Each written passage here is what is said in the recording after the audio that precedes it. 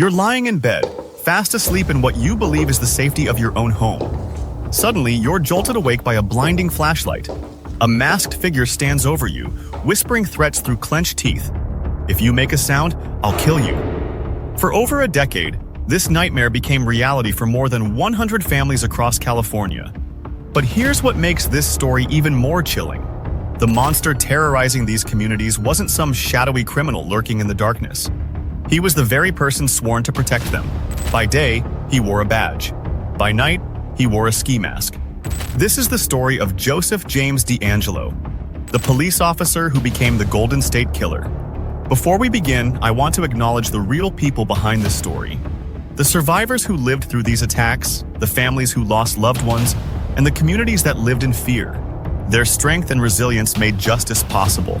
Between 1973 and 1986, California was stalked by what seemed like multiple serial predators: the Visalia ransacker, the East Area rapist, and the original Night Stalker. For decades, law enforcement believed they were hunting different criminals. They had no idea they were chasing one of their own. Joseph DeAngelo wasn't just any criminal. He was a mastermind hiding behind the ultimate disguise. As a police officer, first in Exeter and then in Auburn, he had access to crime scenes, investigative techniques, and most importantly, he knew exactly how police thought. Think about the psychological warfare of that double life. During the day, DeAngelo attended briefings about the very crimes he was committing. He listened to investigators discuss their theories, their leads, their strategies. He was inside the investigation, learning how to stay one step ahead. His law enforcement training became his criminal toolkit. When police sketches were released, he altered his appearance to throw them off. When witnesses described him as heavy, he lost 40 pounds. When they said he had light skin and short hair, he got a tan and grew his hair out. He was using police intelligence against the police themselves. DeAngelo's criminal career began almost as soon as he joined the police force. In 1974, just 1 year into his Exeter job, the Visalia ransacker began terrorizing the nearby community. But these weren't ordinary burglaries. The ransacker would spend hours in victims' homes, not stealing valuables but playing psychological games.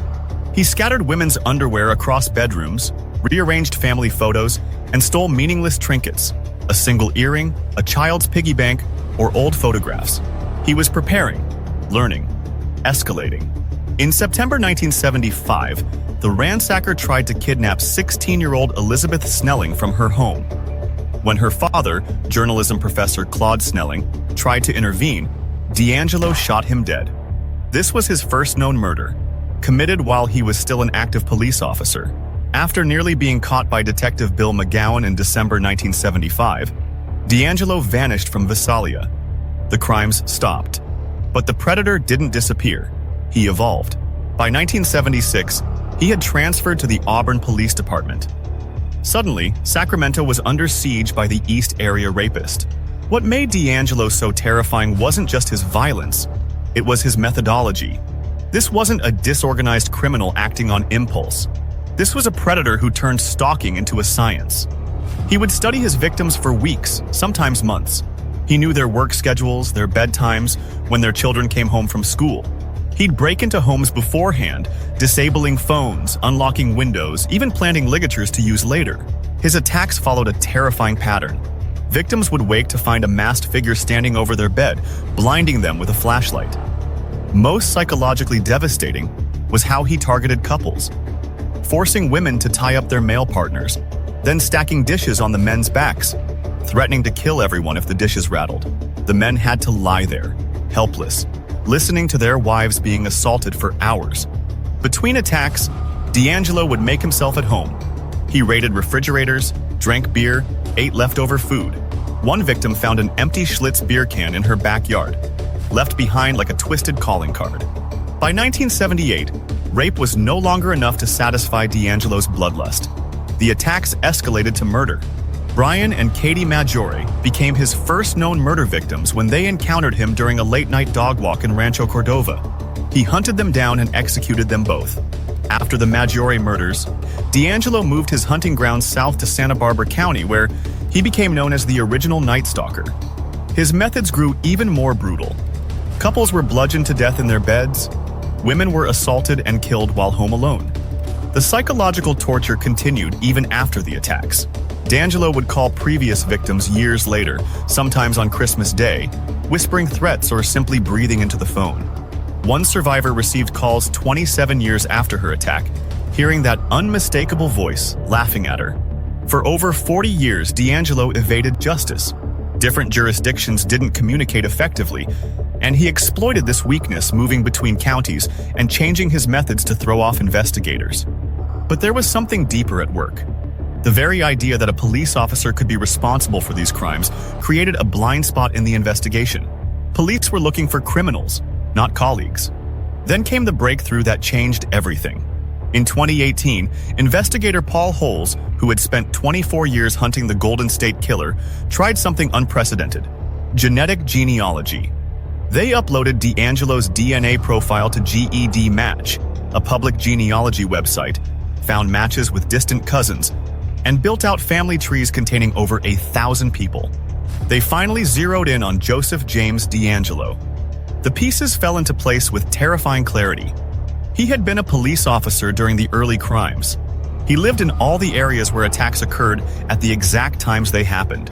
His military training explained his tactical sophistication. And most damning of all, his DNA matched evidence from multiple crime scenes. On April 24, 2018, investigators conducted surveillance on 73-year-old DeAngelo at his suburban home in Citrus Heights. They watched him discard items in his trash, collecting DNA evidence that would seal his fate. At 7 a.m., a SWAT team surrounded his house. Within minutes, the man who had terrorized California for over a decade was in handcuffs. Neighbors watched in shock as the grandfather they'd known for years was led away. One neighbor later said, "He seemed like such a normal guy. He helped me with my sprinklers." When DeAngelo was finally confronted with his crimes, recordings captured him talking to himself in his jail cell, just as victims had described him doing at crime scenes. He spoke of an alter ego named Jerry who had forced him to commit the crimes, saying, "I didn't have the strength to push him out. He made me." But there was no Jerry. There was only Joseph James DeAngelo, the police officer who became a predator. In 2020, he pled guilty to 13 counts of murder and 13 counts of kidnapping, admitting to dozens of assaults that couldn't be prosecuted because of the statute of limitations. He was sentenced to life in prison without the possibility of parole. During sentencing, victims and their families finally got to confront the monster who had haunted their lives for decades. For 3 days, they shared stories of pain, trauma, and resilience. Gay Hardwick, whose fiancée was murdered by DeAngelo, delivered a powerful statement. "I now live every day with the knowledge that a monster tried to destroy my life, but he didn't succeed. I am here, I am strong, and I will not let him win." And for the first time, DeAngelo spoke publicly. "I've listened to all your statements, each one of them, and I'm truly sorry to everyone I've hurt." The Golden State Killer case fundamentally changed criminal investigation. It was the first time genetic genealogy was used to catch a killer, opening up new possibilities for solving cold cases. Since DeAngelo's arrest, this technique has helped identify over 150 other suspects. But perhaps more importantly, it shattered the myth that monsters are easy to identify. For decades, Joseph DeAngelo lived among us, coaching his daughter's softball team, working as a mechanic, appearing to be just another suburban father and grandfather. The case serves as a chilling reminder that evil doesn't always announce itself. Sometimes it wears a badge. Sometimes it hides behind the very institutions we trust to protect us. Joseph James DeAngelo is now behind bars, where he will remain for the rest of his life. But the questions his case raises about trust, authority, and the nature of evil will haunt us long after his story ends. Because in the end, the most terrifying criminals aren't the ones lurking in dark alleys. They're the ones hiding in plain sight, wearing the uniforms we're taught to respect and trust. The Golden State Killer's reign of terror is over, but the lessons from his decades of deception will echo through law enforcement and criminal justice for generations to come. What case should I cover next? Drop your suggestions below. And if this helped you understand this complex case, hit that like button. Thanks for watching.